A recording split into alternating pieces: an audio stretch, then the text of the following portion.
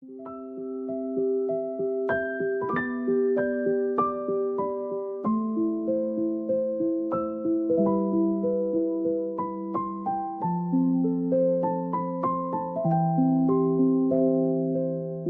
vós entre as mulheres, bendito é o fruto do vosso ventre, Jesus. Santa Maria, Mãe de Deus, rogai por nós, pecadores, agora e na hora de nossa morte. Amém. Queiram sentar um instante.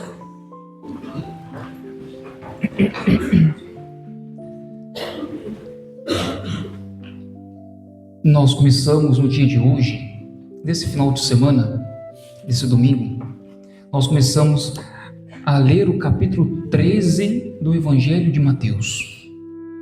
E o capítulo 13 é um capítulo que nos apresenta 7 parábolas. E essa então é a primeira parábola. E é uma parábola que foi muito já trabalhada entre nós, creio eu. É uma palavra que nós já escutamos várias vezes. Nós escutamos muitas homilias em relação a esse texto. Mas quando eu preparava o texto, eu perguntava para mim: o que nós podemos extrair de novo para que nós, assim, vivamos uma semana, iniciemos uma semana com um propósito para nós chegarmos até o final de semana da liturgia da frente. Bem, quando nós olhamos para essa parábola, a primeira coisa que salta aos nossos olhos, que é uma parábola. E a pergunta que já nos vem é: o que é uma parábola? E creio que aqui já é a base para que nós iniciemos a nossa homilia. A parábola não é uma história, ela contém algo histórico, mas ela não é simplesmente uma história, ela não é simplesmente um blá blá blá. Ou seja, uma fábula. Não. A parábola, ela nos apresenta uma verdade. E qual é essa verdade? Como nós entendemos então essa verdade? O que Jesus queria dizer com essa parábola? Bem, então Jesus quer despertar na nossa alma 2 elementos da alma. Porque percebam o finalzinho da colocação de Jesus. Era o penúltimo versículo, Lucas 13, versículo 8. Nós líamos até o 9, mas então o versículo 8 dizia assim: as sementes, porém, que caem em terra boa, produzem base de 100, 60, 30 frutos por semente. Então, qual que são as 2 verdades da alma? A semente e o fruto. O que é uma semente? E o que é um fruto? Então, semente e fruto não faz parte da alma. Nós não somos pé de planta. Então, nós precisamos, perscrutar. Precisamos, ruminar esse versículo. Semente. Deus quer que nós conheçamos a fé. É necessário conhecer a fé. Mas não basta somente eu conhecer a fé. É necessário que eu viva a fé. Então, se a semente é o conhecimento, o fruto é a vivência. Então, vamos adentrar nesses 2 pontos: conhecer e viver. Jesus está no momento crítico da sua alma. Jesus, ele está numa dificuldade internamente. Jesus está, por assim dizer, agitado. Sabe por que Jesus está agitado? Porque Nazaré, sua cidade natal, não o reconheceu. Os seus o rejeitaram. Jesus está, vamos dizer assim, triste. Jesus não esperava isso dos seus conterrâneos. Mas Jesus, ele estava em Cafarnaum. O texto dizia isso, né? Logo no início. Jesus deixou a sua casa. E não onde que era a casa de Jesus. A casa de Jesus era em Cafarnaum. Cafarnaum é quando Jesus assumiu com 30 anos. Lá estava a casa de Pedro, lá estava a casa da sogra de Pedro. Jesus iniciando seu ministério na Galileia, só para que nós compreendamos. Cafarnaum está do lado direito de Israel e a Galileia está um pouquinho mais para o centro de Israel, mas assim, dentro do norte, não está propriamente no centro, mas está mais para o lado esquerdo de Israel.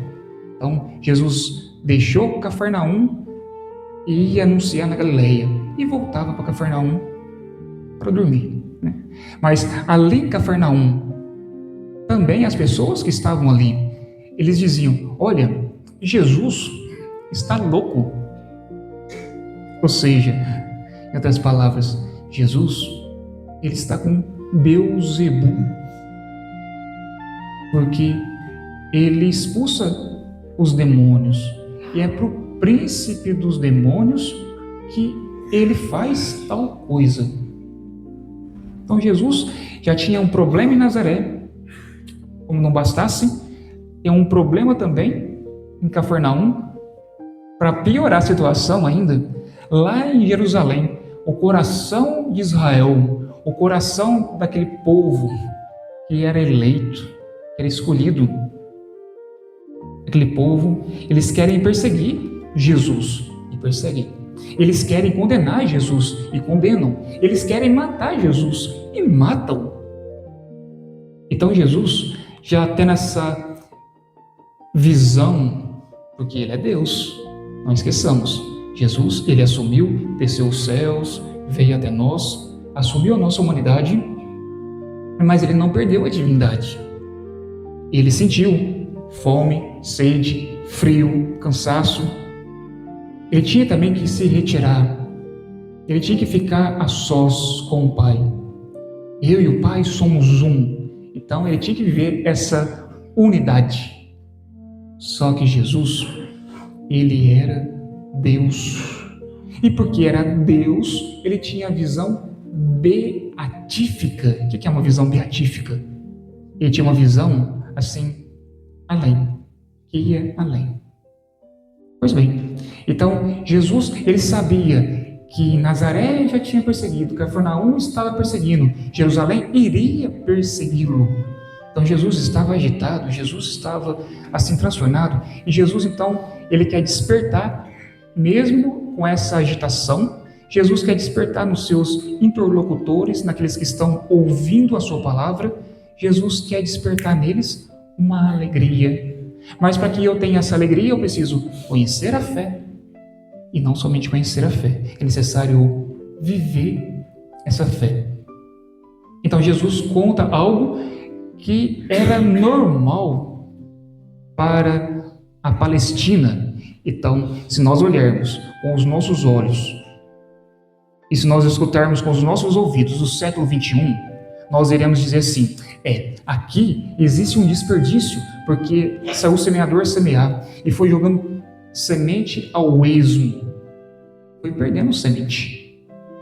Quem é de nós queria jogar semente no espinho?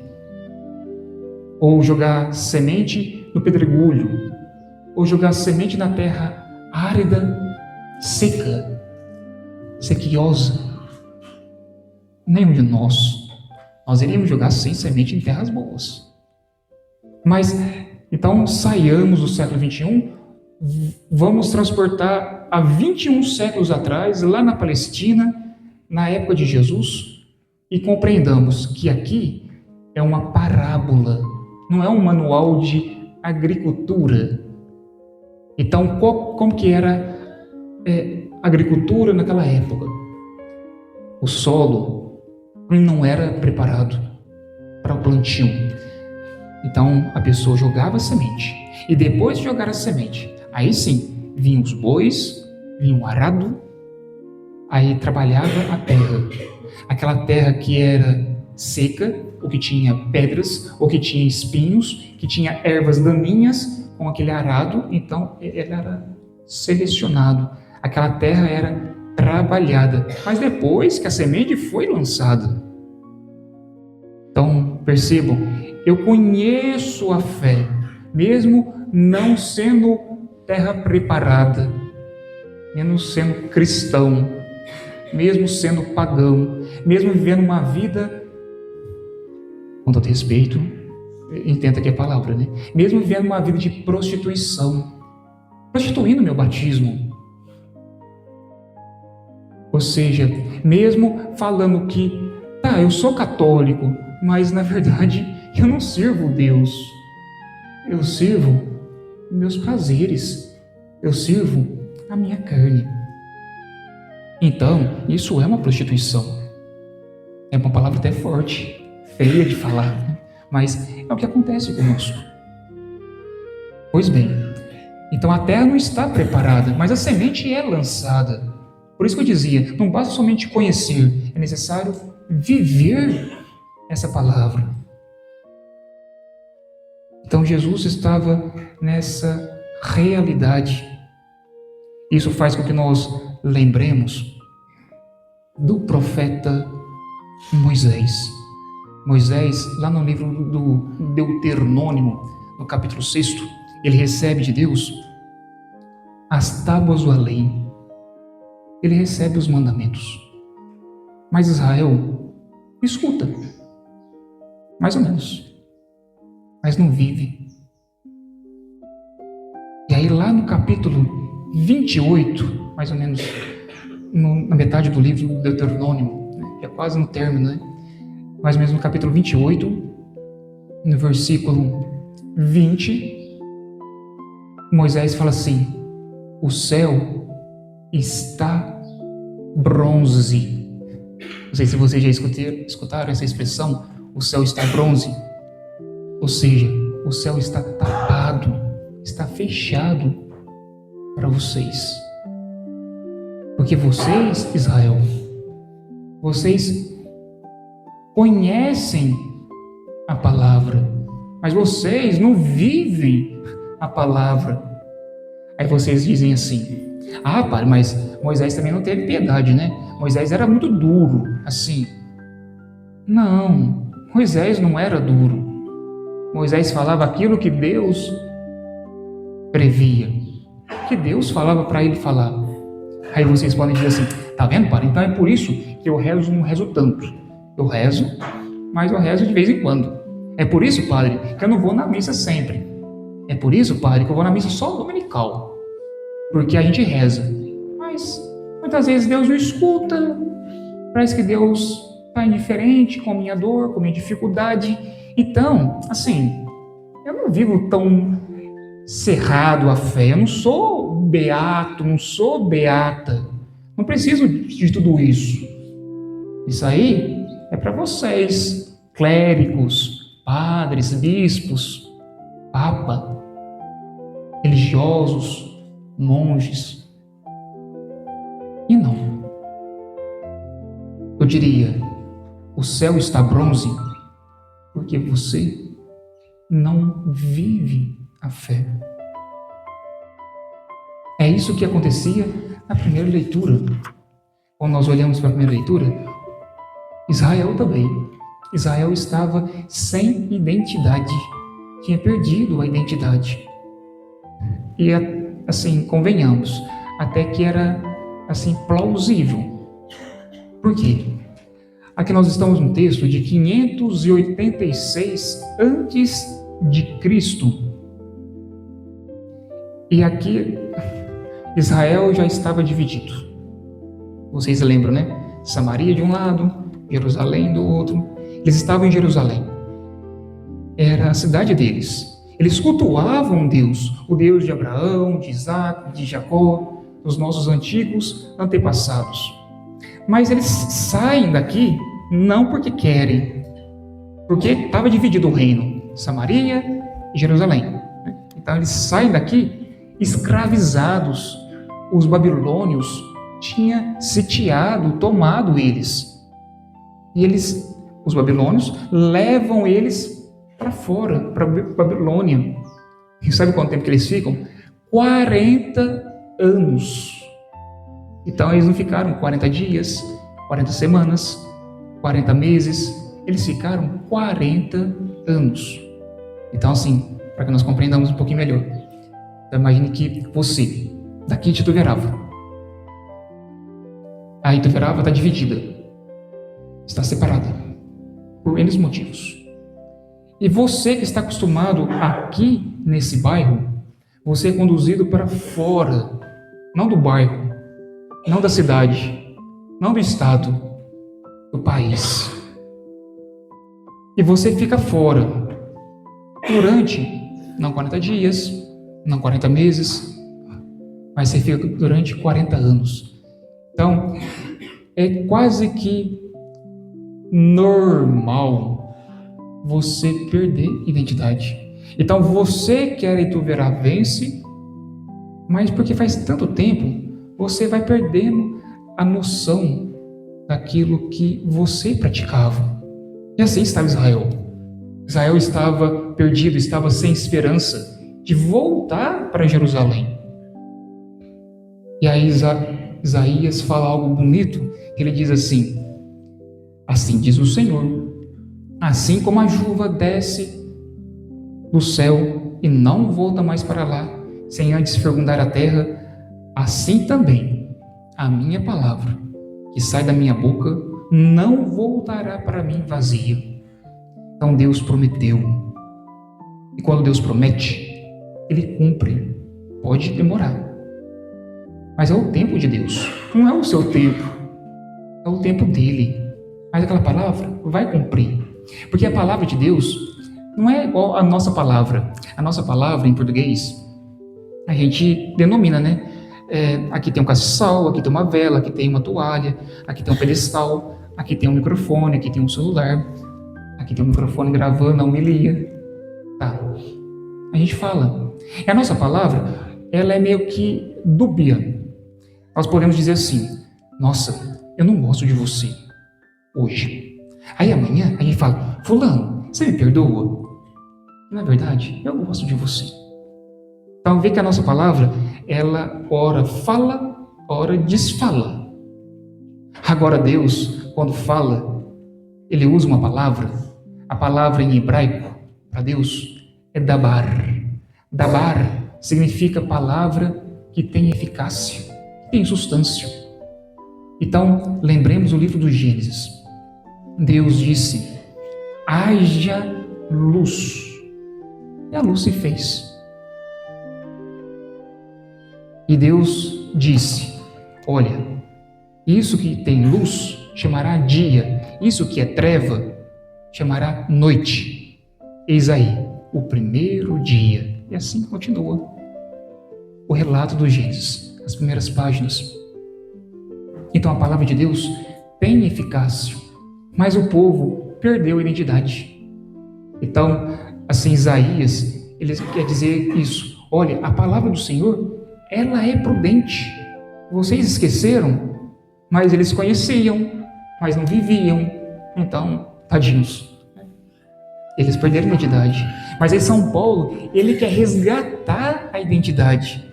Se a primeira leitura mostra a perda da identidade, a segunda leitura mostra o conhecimento da identidade. São Paulo, na carta aos Romanos, ele vai dizer: irmãos, eu entendo que o sofrimento do tempo presente nem merece ser comparado à glória que deve ser revelada em nós. Eu acho bonito esse texto. Quantas vezes esse texto já me serviu para mim fazer a minha oração pessoal. Assim, Paulo está aqui diante de uma realidade que não está muito favorável para ele. A carta aos Romanos não foi um dos primeiros textos de Paulo. Paulo já tinha sofrido, já tinha sido maltratado, já tinha sido caluniado. E Paulo vai dizer: olha, os sofrimentos, ele sofreu, mas ele diz, os sofrimentos não devem ser comparados à glória futura que vai ser revelada. Em outras palavras mais bonitas, né? A ação do homem deve estar no presente, mas a razão do homem deve estar no futuro. Se a minha ação, que é legal, está no presente, mas se a minha razão também está no presente, então eu sou simplesmente humano. Padre, mas nós somos humanos. Sim, nós somos humanos, mas nós somos batizados. Então Deus habita em nós. Então nós precisamos estar na terra, mas não viver das coisas da terra. Por isso que o Salmo, ele dizia de maneira bonita, o Salmo 64, algumas Bíblias 65, ele dizia um louvor das coisas criadas. Aí ele vai louvar a terra, a chuva, o trigo, vai louvar a água, as sementes, a fartura. Ele louva. O que você está louvando? Você tem algo para louvar? Ou somente algo para murmurar? Deus quer que você seja feliz. E talvez você tenha mais olhos para murmuração do que olhos para agradecer. Então é a liturgia que quer nos despertar isso, essa alegria. Quando eu não sou pai, não tenho filhos, mas tenho 2 sobrinhos, um de 10 e uma de 8, os irmãozinhos. E quando meu sobrinho de 10, eu lembro dessa parte, quando meu sobrinho de 10 olhou para mim, ainda pequeno, e ele diz assim: tio, nossa, aquilo foi tão gratificante. Diz assim: nossa, essa criatura tão pequenininha me conheceu. Eu sou tio. Vocês que aqui estão, que a maioria é pai e mãe, quando você olhou para o seu bebê e você falou: aqui está o papai, aqui está a mamãe, e a criança, 21, não sabia. A criança queria somente mamar e dormir. Tempinho bom, né? A gente quer dormir. Nossa, eu gosto tanto de dormir, entre comida e sono, eu prefiro dormir. E então a criança foi crescendo, foi desenvolvendo. Aí você dizia: aqui é o papai, aqui é a mamãe. Aí a criança olha para você e sorri. Você se sente feliz, porque ela sorriu para você, ela te conheceu. Ela não ficou somente, inerme na palavra. Ela conheceu e viveu, está vivendo uma palavra. Papai, mamãe. Talvez ela não entende, mas ela já começa a captar os sinais. Assim foi Nossa Senhora. Depois que o anjo anunciou a Maria, ela vai para sua prima, para sua parenta Isabel. E ali naquele caminho, ela não preocupou que estava grávida, ela não preocupou que o sol estava claudicante, estava quente, ela não preocupou com o pedregulho que ela tinha que passar, ela não se preocupou com o suor que estava descendo no seu rosto, ela não preocupou que a casa de Isabel era longe, ela não preocupou que ali tinha assaltantes, ela estava feliz, porque ela conheceu a palavra, estava vivendo com a palavra. E aquela felicidade impulsionava ela ir para Isabel. É isso, meus queridos. Se você conhece a palavra, mas vive a palavra, você é feliz. É uma felicidade que você não consegue explicar, mas é uma felicidade que você só sabe vivenciá-la, viver com ela. É isso que Jesus quer nos apresentar no dia de hoje, com essa liturgia. Mas para que nós saibamos, é necessário conhecer a palavra, mas viver com a palavra. Creio Deus Pai Todo-Poderoso,